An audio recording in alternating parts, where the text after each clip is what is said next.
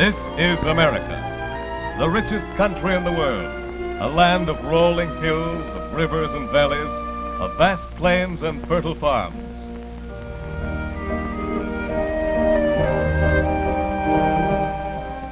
Its wealth is produced by millions of men and women who go out each day to their work in factory and field, in shop and office. They produce the things we Americans eat and wear, and the houses we live in. They make the goods, operate the services, build the many institutions that make up the American way of life.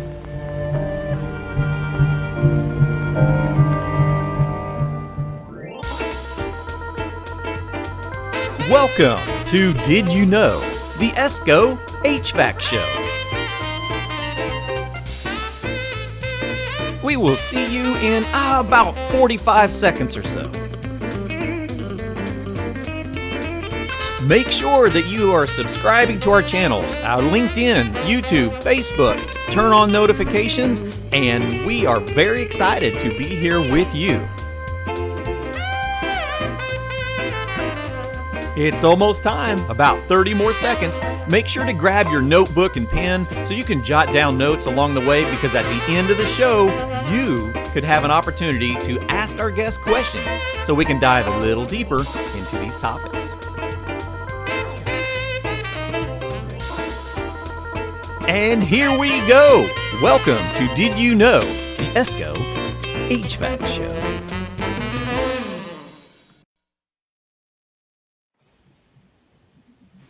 Well, thank you everyone for joining Did You Know, the ESCO HVAC Show. I'm Clifton Beck. I'm one of the hosts of this show, and we've really been spending a lot of time talking about changes in our industry and changes in technology and preparing all of our technicians for the equipment that's coming our way, new refrigerants, a lot of things that are really evolving in our industry. But the thing that we always discuss that we're lacking the most is who's going to work on all this equipment. And when we talk about some of the older generation of technicians like myself who didn't grow up on the technology, we've had to learn a completely different technology of equipment. So what about these jobs that we're going to be filling in? What about the educational programs? We have a lot of things to discuss in this upcoming couple of years to get our young technicians who are students prepared for an industry that they're going to be walking into that looks very different than the industry that most of us walked into. So today we have a very special guest with us. Kate Cinemo from Explore the Trades is going to be hanging out with us and diving into some of the things that have changed in the industry and how we can really focus on the recruiting and the promotion and the exploring of the trades that all of us need to be more aware of. If we think about the trades that a lot of us grew up into, it was because of experiences that we had in life. I mean, were any of you this kid growing up? One of them, I definitely was. As a kid, a lot of us worked on things, but we didn't really always know exactly what we were doing. But we enjoyed tinkering with things. And as we evolved, some of us ended up finding jobs out in the field. A lot of us went to college just to get to college, like myself, and go, I don't know that this is really me. I love learning, but man, I really miss working on stuff. And some of us, as kids that worked on things, ended up being older kids that continued working on things and found ourselves in the trades, in a variety of different trades, right? So if we could have looked back in time and prepared for some of these jobs, where would we be in life? A lot of us didn't find exactly our home in the industry until later, once we were very experienced and had some opportunities to learn a little bit about life. Well, what if we had opportunities along the way to sculpt where we were going? Technicians in today's industries, in the trades, in HVAC and plumbing and electrical, are pursuing different avenues than many of us did. We were there to fix a lot of things. Now a lot of our younger generation are looking at the world going, I really want to make a difference. And there are changes in technology that have made these roles so much more significant. And you can have such an impact on the environment that we live in. So we're really anxious to be able to discuss the trades and discuss how to promote the trades to bring in some of these bright young talent into our programs. So Kate, thank you so much for joining us today. And let's learn a little bit about what Explore the Trades is doing for our industry, because it is a big deal. And it's something that we didn't have. We didn't have the advocacy like this 20, 30 years ago for sure. Yeah, well, thank you for having me. This conversation will be a lot of fun. Yes, absolutely. We're a hoot. So just to give you a little bit of background about Explore the Trades, we're a nonprofit with our sole focus of bridging the technical talent gap to the service trades of plumbing, heating, cooling, and electrical. So that's what we do. Okay. And Howard and Renee, I mean, how long have we seen this growing? How many decades has this transition in the trades been happening? I mean, from the outside looking in, I notice it, but I'm sure from the perspective of the educational content, it's been a change over time. The technology, the technology required to have any of these skilled trades has grown exponentially. So the sad part is that we have less and less schools teaching these programs. And I think what's important about Explore the Trades is trying to help people understand the great opportunities out there where you can make a great living without going to a 4-year school. Exactly. Lots and lots of opportunities. All right. So let's look at some of the topics that we're going to cover, and we'll start breaking them down as we go. Sure.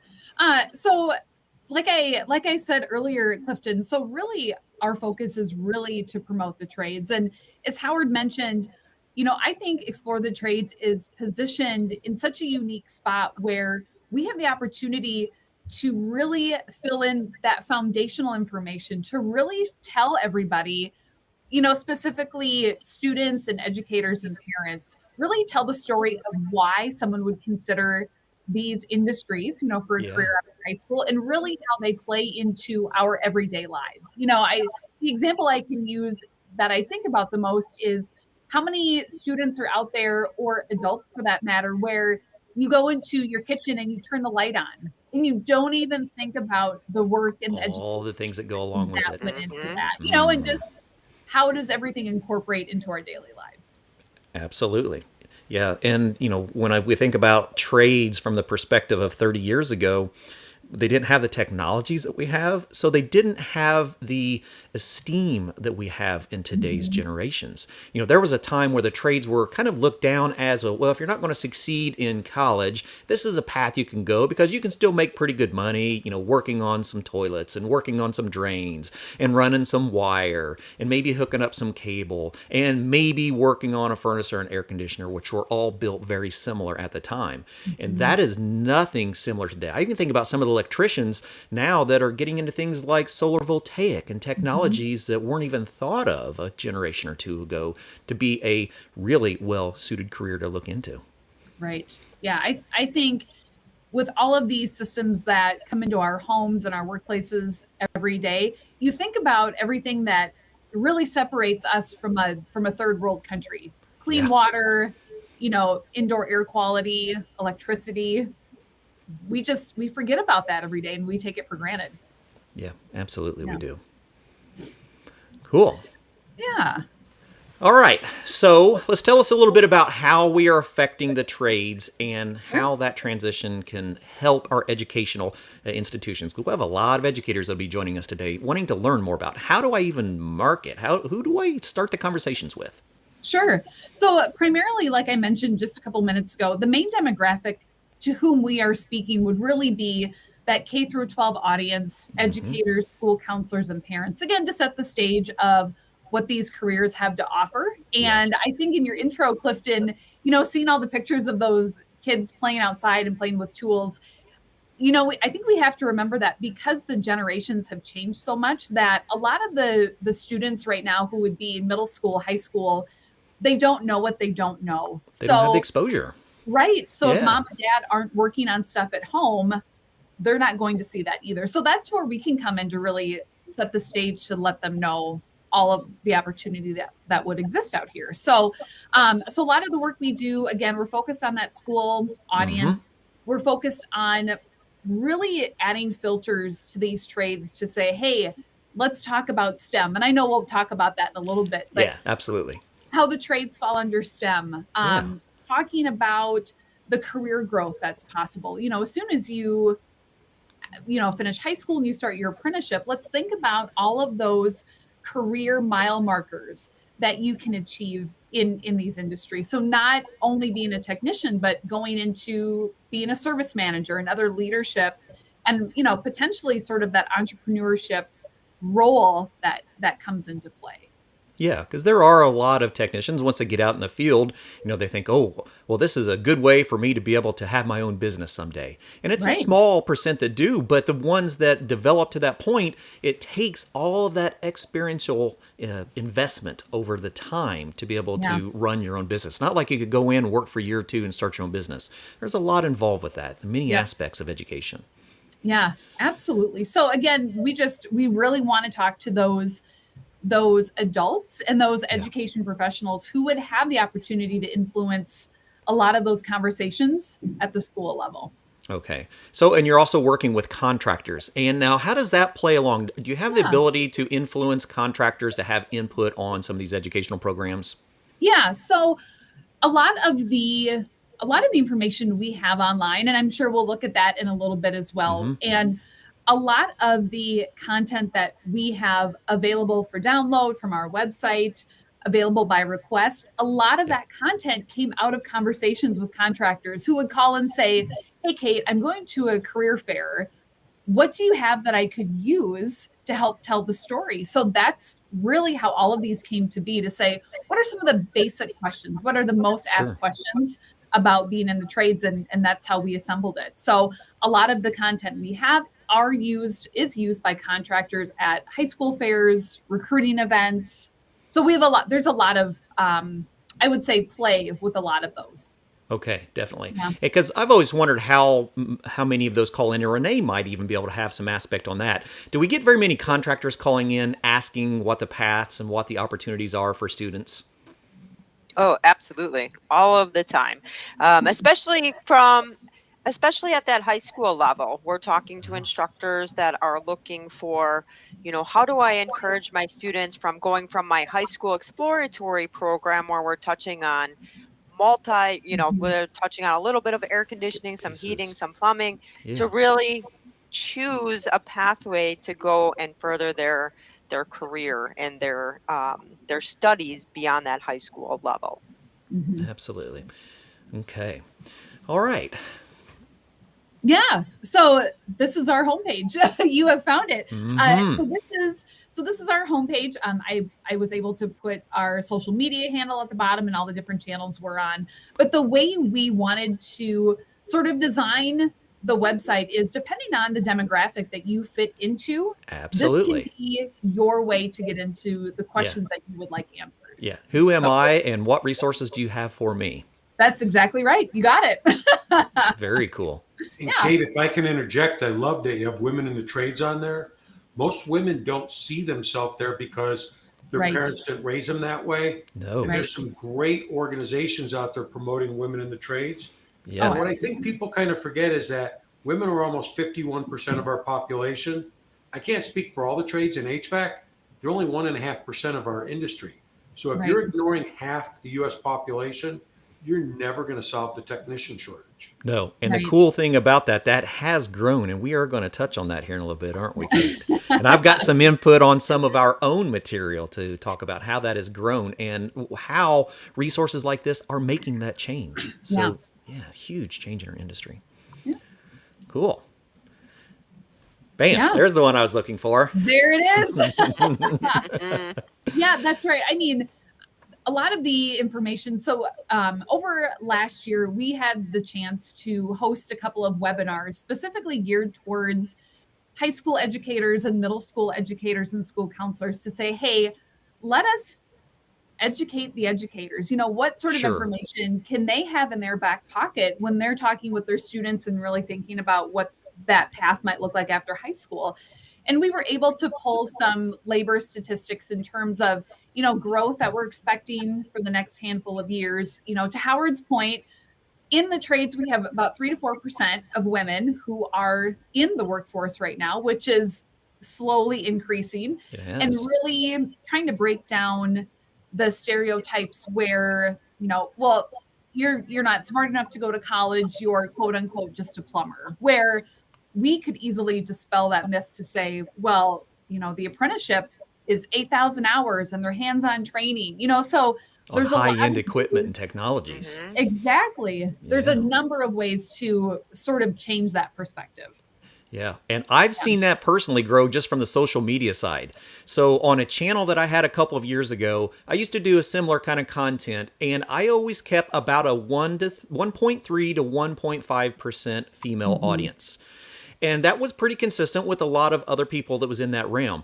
I could tell you that in this last 6 months, we are hovering around 3% females for our social content, which shows us that Mhm. we have, just in a short period of time, started moving into that 3 and 4% female workers in the trades. And we're starting to see a lot more doing social broadcasting, Mhm. showing what the trades look like from the female perspectives. And that is really developing into a growing trend. And it needs to be grasped. Because if you think about a lot of the educators, a lot of the educators out there have been like guys like me who grew up in the trades, and this is what you did. And when you get done, hopefully you get out of the field and you do some training. But then how do you approach young ladies to be involved with a trade that you may not even be good at communicating to young ladies to begin with? So there's a learning curve for educators to be able to approach this women in the trades properly. And it's a Mhm. huge door that, as this opens, is going to open up new avenues for both educators and for our youth as well. So, If Yeah. I so could just glad to see interject this. something there, Clifton. Yeah, A lot of women don't see themselves in the trades because we don't help them we don't promote it. as young girls. Mhm. But Yeah, here, Renee, when you were growing up, did you ever think that you would be working in the HVAC industry? Okay. So I Never, don't think a never. lot of young women think that they think that they have this stereotype in their mind of what an HVAC or plumbing job looks like. sure. They don't realize how big the industry is, how many different types of jobs, Yeah. all the opportunities. Mhm. And for anyone watching, Renee's the executive director of the ESCO Institute. Who would, if you don't realize, everyone may have to start off in the same school. Where you go is really up to you. That's right. Mhm. Mhm. Absolutely. Mhm. Yeah. And that's the thing. And even not even just for the female demographic, for all demographics coming into the trades, Mhm. all the trades break off into so many different pathways. That's not just the hot sweaty technicians that are up on the roof. Mhm. There's, you've got analytics, you've got controls, you've got so much automation and cool technology nowadays that it isn't the same as what we were taught No. that Yeah. these trades were many many years ago. So Yeah. Yeah. I recently spoke with a contractor out in San Diego, and the owner has a handful of women serving as HVAC technicians. And the owner explained to me that they are probably the most booked out technicians on staff. You Once they betcha. establish that customer base, it's full. But they were also sharing with me that when you think about it, and I think these are attributes maybe more for females, but depending on, what you're working on with your fingers, female fingers tend to be smaller, and it's just sort of that the ability to establish that rapport with the homeowner. Oftentimes it would be a woman at home answering the service call, right? So immediately there's that trust that can be built, attention to detail. So there's a lot of, intangible traits that I think are really way in our favor, actually. I keep hearing the same thing from contractors that they wish Mhm. they had 10 women for everyone that they've hired Yeah. because of the customer support. Because that's a whole nother topic that we'll do on some shows is, the Mhm. customer service side of being a technician. When you're interacting with people, a lot of times us guys aren't the best conversational people when we're out working in the field. We have to learn how to communicate. And it really does offer a lot of interesting opportunities. And, when you're talking Mhm. about how so many of the different avenues of our trade are never really discussed, we have this envision of, Uncle Bob, the plumber with a beer belly and, can't keep his shirt tucked in, and Uncle Joe, that's an electrician that, can barely climb the telephone pole. And, we have all of these misperceptions of the industry. I remember having a conversation not too many years ago with a young guy in his late 20s, and we were talking about being in the HVAC industry, and he worked on cooling units that were on the sides of telecommunication buildings. And he worked on these on remote mountaintops and islands because they couldn't find technicians. So he was an outdoors person, very much into hunting and just enjoyed being out in nature. And he was an air conditioning technician that would fly out on a helicopter, get dropped in these remote mountaintop places where he could work on air conditioning equipment that was there on generators, and he would go in for 2 or 3 days and stay for a day or two and just be on the side of the mountain. I said, man, how do you find a gig like that? He said, we can't find anybody to fill the jobs. I was like, wow, there's very interesting jobs in our industry that people are unaware of. And, doing things like this, talking about the opportunities, talking about how HVAC is not this. HVAC is unbelievably big. Electrical is not this anymore. It's got so many opportunities. Plumbing is not just a small window of opportunities. It is technology that is moving at the speed of every other industry. So, Clinton, on that note, yeah. Several years ago, we had someone at our conference from the CIA. And I had to go ask them, why is the CIA at an HVAC educators conference? They go, Right. We are in desperate need of people to work on HVAC, plumbing, electrical. And I go, Worldwide. I'm thinking here, that's exactly it. They go, embassies. We Yeah. want people who want to go see the world, work on different equipment, join the State Department. And I thought, how cool would that be? You get to see the world, work for the CIA and be an HVAC technician or a plumber. I have a buddy that was a chiller technician on one model of chiller. So he was like the best technician at that model. And all he did was waited for the phone call to come from an embassy, and he would hop on a flight to go work on a chiller anywhere around the world. And that was his gig. And so there are so many opportunities in our industry, and we just need to be open to the thought that it's not a little job anymore. It's an abundance of opportunities. Yeah. Yeah. So, I mean, speaking of women in the trades, when we were sharing all of this information with the teachers and school counselors, in that spirit of really understanding the history behind it, we were able to share a few facts about Lillian, who was the first first female master plumber in the 50s. And so, when you think back, this isn't anything new. I mean, this was 70 years ago. So it's just really interesting to sort of uncover history a little bit to share that with everybody. Yeah, it really is. And I'm a history buff, so you're speaking my language right now. One of the most interesting conversations I have ever had. At one point in my career, I was working on some equipment at a retirement community here in Indiana. And I was carrying on some conversation with a little old lady that was there, just an amazing individual. And we started talking about what she did for a career. She said, well, you could probably enjoy this. I wired instrument panels for B-52 bombers during the war. And I went, you did what? She said, yep. She says, I was a small enough person. There wasn't a man that could get under that dash. So I wired the dash for every B-52 that came out of the plant. And I thought, man, wow. we have really started sparking conversations on opportunities. Yeah. That's absolutely. cool. Absolutely. Very And cool. everyone that's joining us, we really want to know, where are you coming in from? Let us know where you're at. Let us know how much you're enjoying this. And if you have some comments that need to be answered along the way, let us know. This is an open conversation, and we really want you to join and participate with us. All right. Now, there's some big numbers. Here we go. Yeah. So another stat that we have pulled in sharing, one of the reasons why people should consider the trades after high school is that just the amount of student loan debt. I mean, you look at the number and you can't even fathom $1.73 trillion in student loans carried by everyone in the United States right now. So, yeah. I think that's an easy message to share. And earlier, Howard was really talking about the fact of you can start an apprenticeship and start to earn a wage, whereas on the college side, you're accruing debt in the process and not earning. And it's not like for our organization, it's not like we're against college. I think there's room in the conversation for everybody. It's just, when you get down to dollars and cents, that's a pretty good argument right there.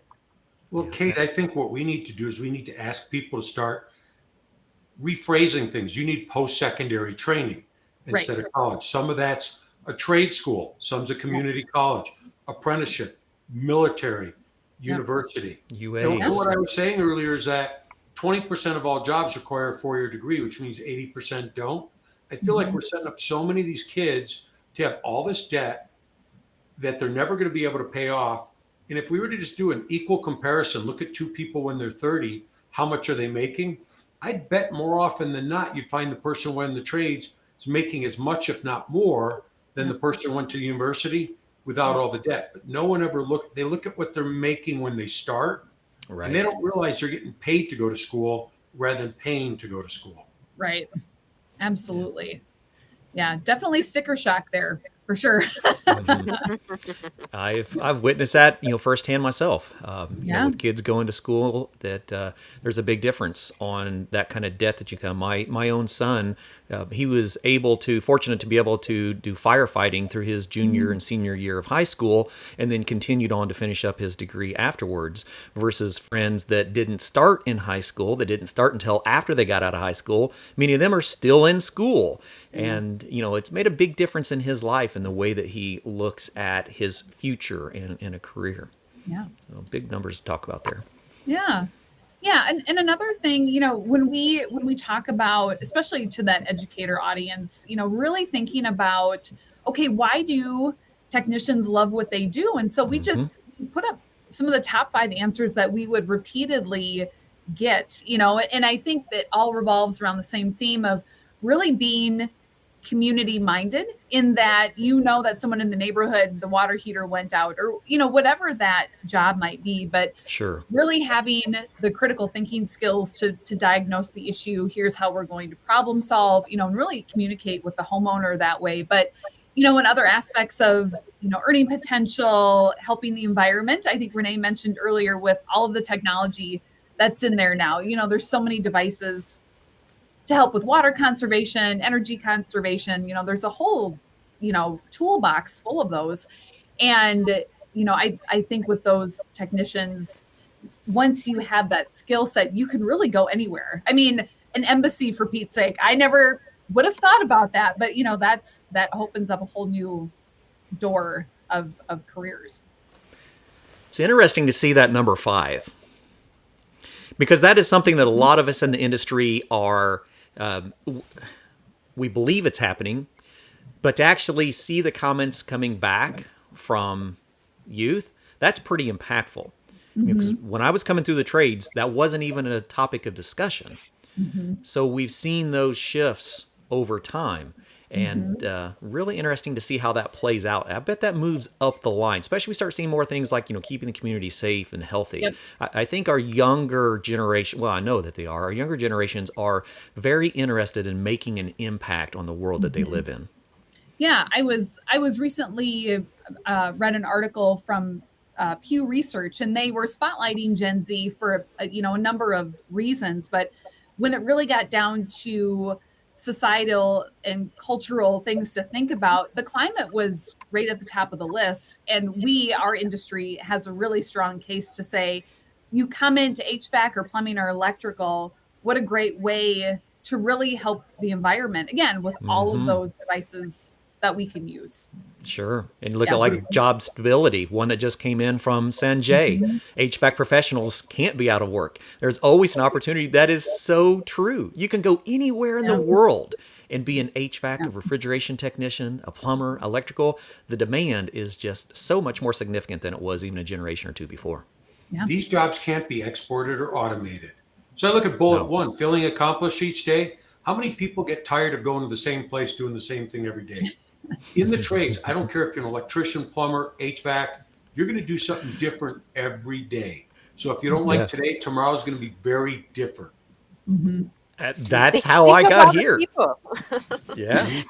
Think of all the people you get to meet on a daily basis too. And, you're helping the environment, the entire environment as a whole, but you're helping each individual environment too. Every home that somebody's living in, every building that somebody is occupying, you are helping those individuals. So it very much is a change the world, change the planet type of career. Yeah. But if we're talking to a lot of teachers every day, and a lot of them who are watching this, they're all struggling trying to understand how to recruit people. That's why this is great, because I'll just share something. You ask most contractors, whose job is it to recruit for you? They go, oh, it's the local trade school. Well, that teacher is working a day job, a night job. They're developing curriculum. Most were handed a set of keys, told go teach HVAC, go teach plumbing. Go teach what you know. The recruitment task force too. Yeah. So I look at these bullets; they're very helpful. Number 4 there, Mhm. I don't think people realize the earning potential. And if they look at like the Bureau of Labor Statistics website, see what people can actually make. I'm being half joking here, but have you ever met a poor plumber? No. Hey, Michael just made a comment. Seeing all these massive tech layoffs makes him feel much more secure about working in a trade. It's a high-paying, stable career. Right. Oh, great stuff. One conversation point that came in from Marshall was, said, great conversation. Can we talk about opportunities and success stories for individuals who are undertaking a mid-career switch? We can touch on that a little bit. This is really focused towards our younger students, but Marshall, it's very much about bringing this awareness to anyone that is looking at the trades. I'll just share some here. I go to some trade shows, and I've seen people there in their 40s and 50s looking for new careers. Absolutely. And a lot of them are not on any of the recruitment posters. So we talked earlier about how we're not doing a good job recruiting females into the trades. We're also not telling people this is a great second career. Yeah. I said it a minute ago. These jobs can't be exported or automated. No. You get to do something different every day. They're very rewarding. If you're already in some kind of skilled trade, some other similar skilled trade, take a look at these skilled trades. But even if you're not, it's never too late to start on a career as an HVAC technician, plumber, electrician, etc. I had a 63-year-old come to an EPA class maybe 5 years ago. And I asked him what he was doing. He said, oh, I just retired and I had my air conditioner go down and I couldn't find a technician. And when they got here and give me a cost on it, I realized that I spent a long time in the wrong career. I said, that's a good point. So at 63, he was taking his EPA 608 basic. Good for him. So the next slide, the next piece of content that you have on the screen, Clifton, this is what I was referring to earlier in the conversation when we were having all of these conversations with contractors to say, hey, what do you have that I can take? And we have a plumbing career path on our website. We have one for HVAC and electrical. And we're also working on one for customer experience to really start that conversation about the customer service. And so and I would say this has been the most popular piece of content that we have, because at a glance, again, you can see those career milestones in order in the spectrum, adding in some of the wages. And I know that the wages, depending on where you are, we wanted to make this as generic as possible so that it could fit in within any region in the country. So again, pretty realistic. It's a great way to help tell the story of, okay, here's the opportunity. Here's where you could be. Here's where you can go. There's a lot of movement there. Yeah, definitely. It kind of goes back to where Marshall was asking about making, mid-career switches. Here's your templates. What do you want to do, Marshall? That's what we're here to do, is to give you the resources on ways that you can look, because you may not stay in your own career, or you may want to. I got to a stagnant point right there at that number 3. I got there at one point in my HVAC career. I was a technician. I was leveled out.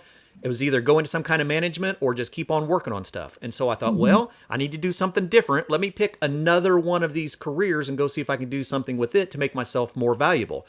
So I jumped from the HVAC side over to the electrical, went to night school for a couple years and grabbed the master electrician license, so that then I could go either direction, electrical or in HVAC, and they walk hand in hand. That's the beauty of the trades. You get good at doing one trade. You don't have to just stay in that trade. You've already learned so many of these fundamentals along the way that can just continue on your growth path. So these are really cool career paths to have. Okay. So apprenticeships, this is a topic that we have online, and really sort of really emphasize this with the counselors and teachers to whom we were talking. And again, to Howard's point from earlier, just have like some sort of post-secondary education, apprenticeships, military. I mean, there's a whole slew of things that would fall under that category. Right. And we wanted to share a couple facts with our audience to say that, there's 8,000 hours of training, which is very much equal to your bachelor's degree that you might have in college. And just, again, going back to the history piece, but we've had apprenticeships since the Middle Ages. I mean, that's what we've used to pass down all of this craft training. So again, wanted to provide them with sort of an average of the first year wage, and knowing that, being mindful that the training and education can vary by location, since it's not a one size fits all approach. So again, just some facts that we wanted to share with them. Yeah, apprenticeships are not new at all. No. You're exactly right. The Middle Ages. That's one of those avenues of these old established apprenticeships is how I learned to hone my communicating skills. Through Freemasonry, which teaches the old apprenticeship, fellow craft, master level, and you learn the skills of the trade along the way. And in that, you learn not just the physical components, but you learn the communicating components. And you can't really skip through those entire processes. You're starting as an apprentice, and you're learning from other professionals along the way. And at the end of that apprenticeship, you've learned an entire trade. So there's a lot to say with quality apprenticeship programs. People need to look at one last thing.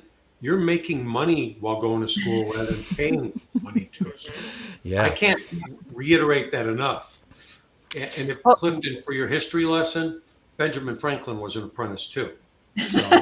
Many early founders. Absolutely. And the other great thing about the apprenticeship program too is there are some people that choose trades because the traditional education path isn't right for them. The English, however, you're still learning, you're still taking classes and going to school in an apprenticeship, but you're able to immediately apply what you're learning in your everyday work. So that makes a ton of the difference. It's not the same thing as, all right, we learned this in the book and now we're going to go over here and do this. You're actually out on the job applying that knowledge. So it soaks in a whole nother way. Yeah. And the people who are teaching you are people who are successful in that trade. They don't just allow someone to go to school who's never worked in a field to teach something. These are all people who have been at the highest level who are now teaching that trade to other people. So their excitement is going to come through, and you're going to be excited to go to those classes. Yeah. I used to work with some programs over in Ohio that were apprenticeship programs at technical schools, but they were in conjunction with their local contractors. So the contractors were paying all of the college tuition if you would stay with that contractor for 2 years after graduation. So they were earning on the job, learning on the job, and getting their college tuition paid for by the contractor. And I really hope that we see more programs like that adopting across the country, because they were all incredibly successful programs. Yep. Another thing that we wanted to share with that audience, and what we continue to share, is just the number of ways that you would be able to find an apprenticeship. And of course, again, it's not a one size fits all, but we wanted to sort of educate the educators as to where they would be able to help their students find one. And again, a lot of what we talk about and a lot of what we focus on really comes from those educators saying, and there's been a number of times where I've heard this, but they would acknowledge the fact that they have the right students in their class for these trades. But the problem is that as the adult, as the professional, they don't know how to get started. So then they don't talk about it. And it feels like a knife right through your heart a little bit to say, oh my gosh, this is really where the industry can really help fill that gap of information. It's exactly what it is. It's definitely a gap of information. Renee, how many phone calls do you get from people going, where do I start a career in HVAC? Every day. Nearly every day people are calling. well, because our name is ESCO Institute, they go, well, I wanted to sign up for your classes. Yeah. So there are definitely lots of interest and not a Mhm. lot of information out there to show them how to get started. So Mhm. this is awesome. Mhm. Mhm. Exactly. And so we can find that at explorethetrades.org. Yep. What do we do? We're looking Yes. for training jobs. Oh. Oh yeah, and again, like I had said earlier when our conversation started, really the niche that we can fill in the trades. I mean, we are Mhm. at the starting line. We are at the starting line of really building that foundation of information. So, we talked about what a journeyman is. We talked about what a master is because these are terms that may not be used and may not be familiar with everyday Right. life. So we wanted to share that bit of information as well. Here's what that means, and here's why it's important when we're looking at the trades. Sure. Yeah. Yeah. And I see you have the Bureau of Labor statistics on there. Yeah. I tell people if they dive into that webpage, they could find their own local data because it's obviously going to be very different, Sure. Yes. Regional. rural versus big city, Yep. different geographical places. Yep. Great tool. For sure. What amazes me is like when we get into that master level of technicians for any of the trades, where those numbers can go. Because there was a time where there was somewhat of a cap on how much that you can make in the industry. Mhm. That is multiplied. I mean, I've had students that were making as much money as I was out in the trades. So there is a significant income that could be made when you commit yourself to getting to those higher levels and getting those master certifications. Yeah. Yeah, and again, going into the different career paths, I think we've alluded to it several times during the conversation, but going from an apprentice to technician, install, just really what those different opportunities would be, so to speak, and then sort of the average salary, so that I think what's attractive is in some of the cases, in some of the shows we've been a part of, students will come up and they'll look at it and they'll see operations manager. So then you have the chance to really talk about what that job Yeah. does. What does that mean to the business? And oh, by the way, that's a pretty nice salary to go with it. So this has really given us the window to say, okay, there's technical, there's customer experience, and also now we get to really highlight some of the business roles that are in there. And I think it's a really nice conversation piece to say, also, did you know there's marketing, there's finance, there's HR, and all of these play together to make those companies successful. Yeah. All you have to do is walk into the front door and realize that, you know what? It's not a bunch of technicians running this place. Right, right. Very cool. Yep. Again, we've been starting to add customer experience information to our website because we know that with call center and dispatch, that's a whole part of the business that helps get our technicians on the road. So again, I think those careers are a little bit unknown in terms of, hey, I may not have heard dispatch before. What does Yeah. that mean? What does the call center rep, what do they do and what are they responsible for? So again, it allows us to sort of dip our toe into that soft skill option, which may be more attractive to females, which down the line, could turn someone into a technician. So, I Sure. think it's important for people to realize how both sides of the business can work. Yeah. Dispatch is one of those jobs that it's probably more difficult to fill than the actual technician jobs. I hear that a lot from contractors. So it does make you think about the different job opportunities. One of our good friends of the industry, Steve Kasha, has been teaching soft skills for decades. And a lot of contractors, when they finally get to that understanding of realizing that I have employees that need soft skills because they're not technicians, it can really expand the way you look at your own business and the production of your own business. So yeah, there's a lot of other aspects in there. Yeah. Yeah, and this Ooh. is what I think is interesting, specifically Yeah. when we're talking about students. And I remember, 100 years ago when I was in school and the school counselor would come in and ask, what do you want to do after high school? Well, who knows? But I think that when we're able to drill it down to really communicate the traits and the attributes that someone might have, I think it's a cool lens to put on to say, oh, if you like to work with your hands, if you like to work outside, if you like to problem solve, let's not forget about HVAC and plumbing and electrical, because all of these things can fit into those trades so nicely. Yeah, I mean, I look back at those, and it wasn't the trades that were asking me about this 30 years ago. It was the military going, Right. do you have any of these traits? Because if you do, there are successful careers waiting for you. And Mhm. if there would have been someone coming through at the same time going, there are successful careers waiting for you, can you check off any of these? I would probably looked at them and went, well, you got my interest. What can you Yeah. offer? Can I Mhm. add an 11th bullet for everyone to ponder? We're essential. Oh, So Yeah. absolutely. everyone who's trying to use what we're doing today to better understand recruiting the next generation of technicians, think about COVID's going to be on your mind for many years. Mhm. The Department of Labor tracks over 700 different occupations. Only 17 were declared essential. HVAC Mhm. was one of those. It was So us. is Mhm. plumbing. Okay, so is electrical. Why? So if I could talk on the HVAC side real quickly, how did we transport vaccines? How did we keep grocery stores open? How did we attend school online? I could go on Mhm. and on. People don't realize these are essential jobs that are not going away. So when Mhm. everyone else was laid off, told to stay at home, we were all told to go to work. Yeah, Mhm. absolutely were. That's true. Mhm. Okay, let's look at some basics. Yeah. So what we also want to do, and we're continuing to do this, and again, the trade shows that we attend as Explore the Trades are with Skills USA. So we Hmm. participate in that national event.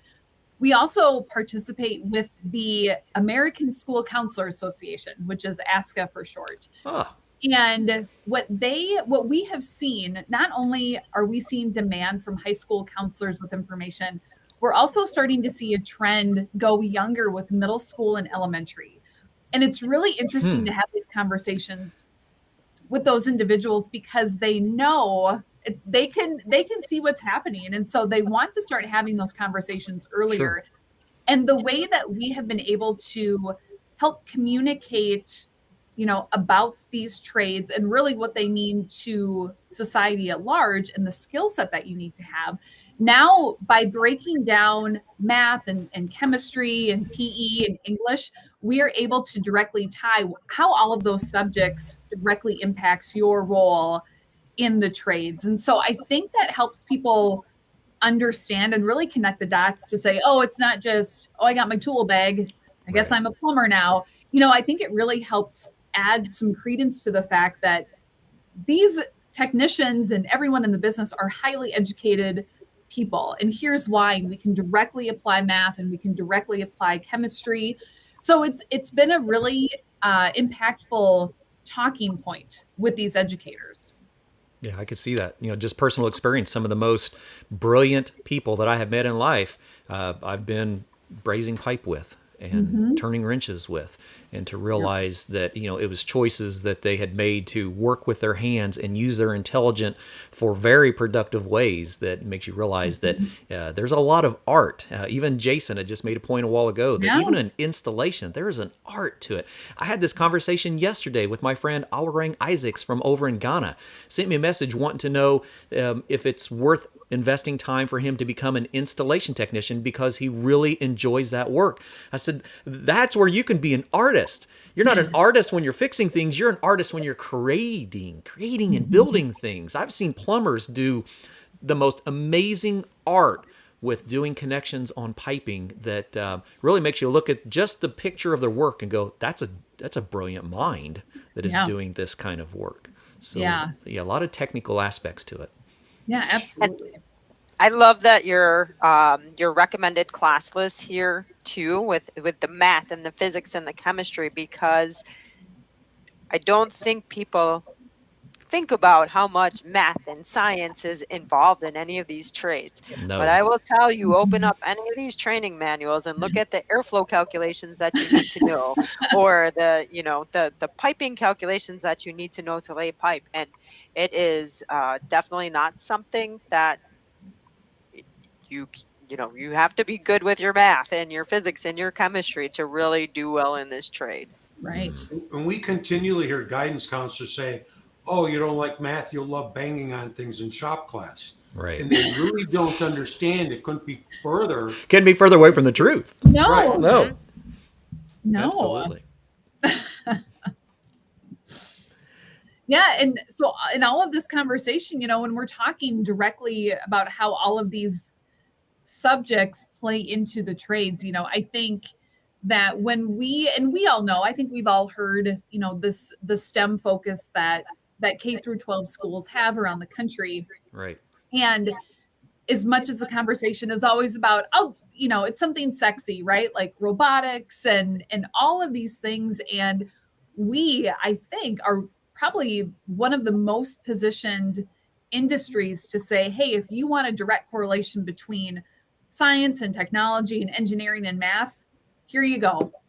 We have electrical, we have HVAC, we have plumbing, and here's why. Renee, you just said it. Here's your pipe calculations. This is how we do it. And the best way that we've been able to describe it is, when you turn on your water faucet, there's calculations that went into that. When you're turning on your light switch, when you're turning on the air conditioning, there's a whole bunch of things that play that you don't even see, that all of these technicians are well versed in. And that's pretty exciting to add that lens to it. Mm-hmm. It really is.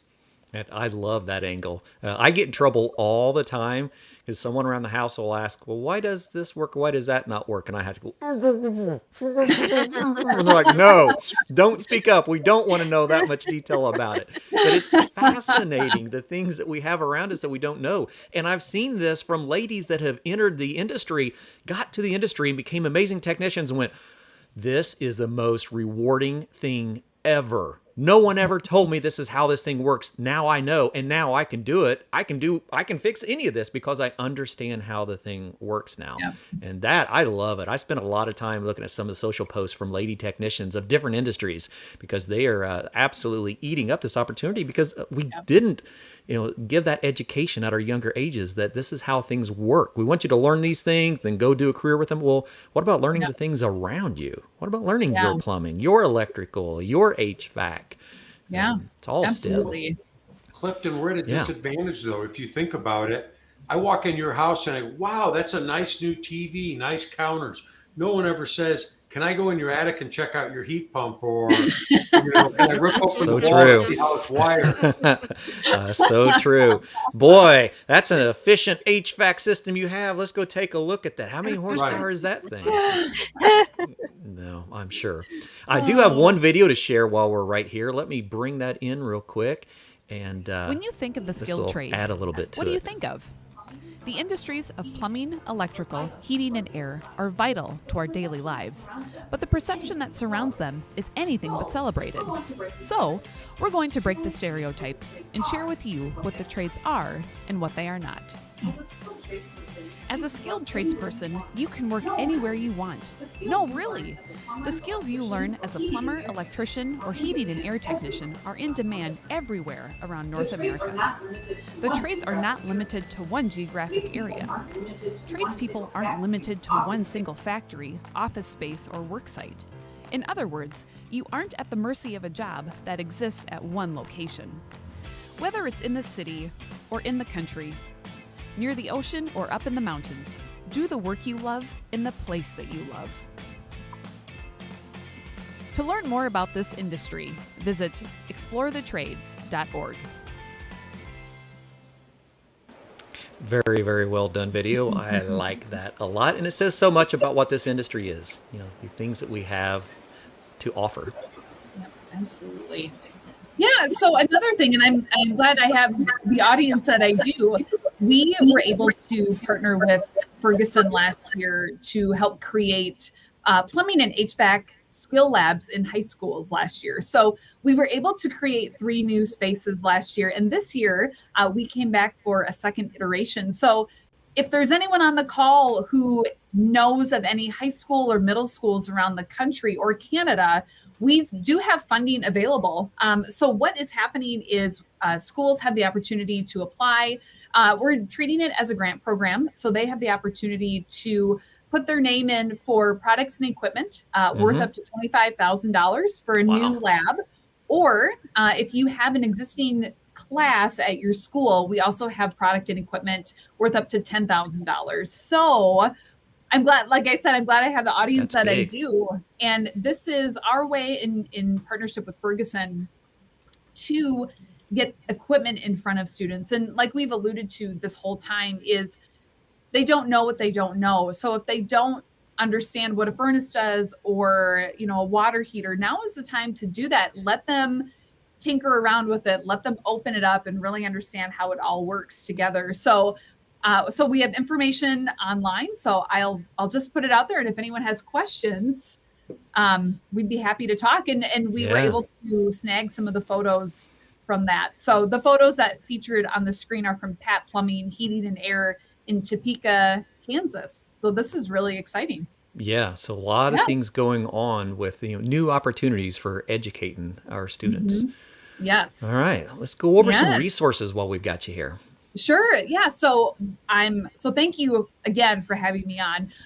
One of the things that we have available online are our poster kits. So if you all recall, just a couple minutes ago, we saw sort of that timeline of a plumbing career path. Sure. So what we did is we were able to take those documents, we made them into 18 by 24 size posters. And this has been a really valuable tool for us. So using fundraised dollars, using those donations, we've been able to provide these to schools for free. So we started this give back in August of 2021. Since that date, we've sent out about 1,500 of those kits throughout the US and Canada, which puts us at about 1,300 classrooms. So we had a couple of classrooms request more than one copy, but it's been a really nice tool that would allow counselors and teachers to have that conversation. And even if they don't know very much, at least they can start from scratch to say, okay, here are the steps that you can take advantage of. So we have that request form online, and I would love to send out more. So this has been a great tool just to get the conversation started. There we go. That's what we're looking for, is our resources. Yep. You hear that, educators? That's it. Request those resources. That's it. And from what we've heard from those educators, they are putting them in the lunchroom, they're putting them in the hallway. Yeah. They're looking at them at parent-teacher conferences if the conversation comes up. So it's a really nice go-to guide for them as well. Yeah. So that's one of the things we've been looking at, is how do you educate parents to help them understand the transitions as well? When do you have that opportunity to look at a program that your child might be interested in that you weren't even thinking about? Yes. And glad that we get more information out there for that. Yeah. I was just going to say, you have CTE instructors all over the country. Yep. Don't know how to create their own videos. If you have these resources, they don't have to make them. They just need ready to to go. them out there. That's why I wanted to share that one video, Yes. couple minutes, and it's good information and Yes. very well done. Yeah. Just a side note, when we were talking about parent-teacher conferences, I think that parents seem to be the toughest audience for us to get the message through, because there's a lot of preconceived notions about college and not going to college. And, so I think that's always in the back of their mind. So I think this is a really good, some really good information to have in our back pocket to help share that. So the second thing that we have on the list, with all of the videos and downloads that you have shared today, Clifton, we have those online, and we have the capability for people to share those with each other. So if you want to copy the YouTube link and put it on your social media page for your business, or use these at a job fair, I invite you to do that. That's what it's there for. So really, kind of the rising tide raises all ships, I think, is how we would position that. That's what we keep saying. It's going to take a village. It is, absolutely. An addition to our HVAC village, and we're so grateful to have you here. Absolutely. The third thing is our Skill Lab initiative, which I just touched on, and we have more information online. And then the fourth thing that we have linked on our site is some trades trivia. So again, wanting to create a tool or an exercise that parents or teachers or students themselves can take. And a lot of it is based in history, so that it starts to get the brain thinking like, oh, wow, I guess plumbing's been around for a long time. Not maybe in this fashion, but all of these iterations hundreds of years ago. I think it's really cool to see how it has transitioned to now. So something fun to do. Yeah, very, very Yeah. good. And so Yeah. all of those resources that are on the website? Yes. Okay. Yep. Explorethetrades.org. All right. Well, let's take a break. That's a lot of information. That is a lot of good stuff. That is a lot of things that are directly out of the heart of ESCO, because we believe in recruiting our young learners and helping them explore the opportunities and the things that are available in the trades that a lot of people haven't really been promoting the way that they should. One of the questions that just came in from Keith: are residential technicians familiar with commissioning these new advanced systems? Unfortunately, Keith, no. There's a lot of older technicians like myself that are out in the field having to learn this technology and may not know it as well as someone that grew up with technology in their hand. A lot of this new equipment is commissioned from your phone or from your tablet. You have to know technology to be able to even install and commission and service some of this technology that we're starting to see in the industry. And that's why we've been trying to stay ahead of all this. We need these young tech savvy students to see what's out there. We need them to come to class and not get a mechanical set of gauges on day one. Hand them a digital set of gauges and go, check this out. Now we're going to go back and learn on the mechanical so that you learned all the fundamentals, but this is the kind of cool stuff that you will get to work on as you progress through the programs, through the apprenticeships. But you know what's funny? Great Clifton? stuff. I talk to so many teachers who say, I don't want to see a single cell phone in my classroom.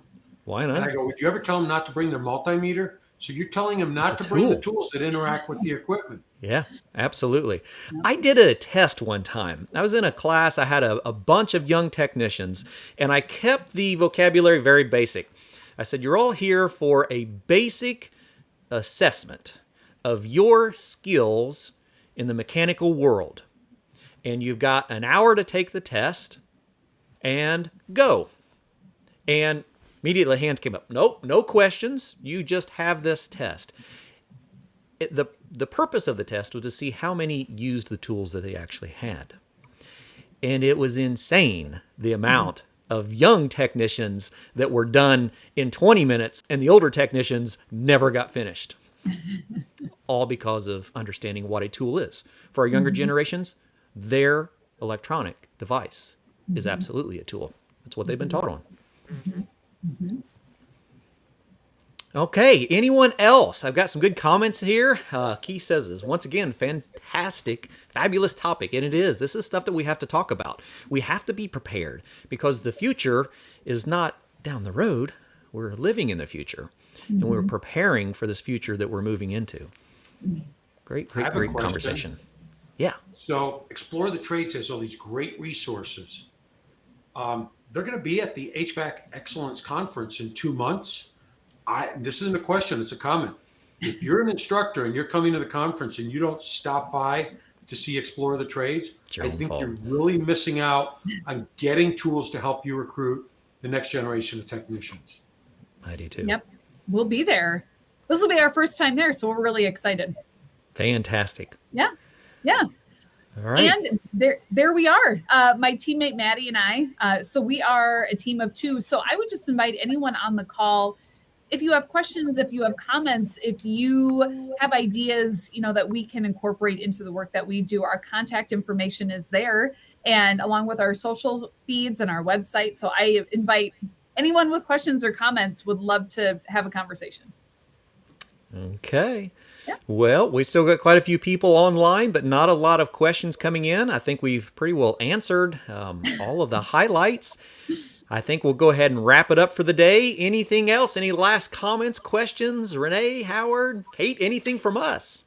Kate, I want to just thank you for being here with us and telling us all about Explore the Trades and all the tools and resources available, not only just for our educators, but for people that are looking to get into the trades. They now have some place a resource to utilize to find more details and really learn more about these things. So thanks for the resources you have, and thanks for your time today. We appreciate it so much. Thank you. Indeed. And building on what Renee said, I've seen your videos. They're phenomenal. I hope everyone shares them. I don't care whether it's with their students, prospective students, friends, neighbors. It's just a great resource to help people know about the trades. That's exactly right. Thank you.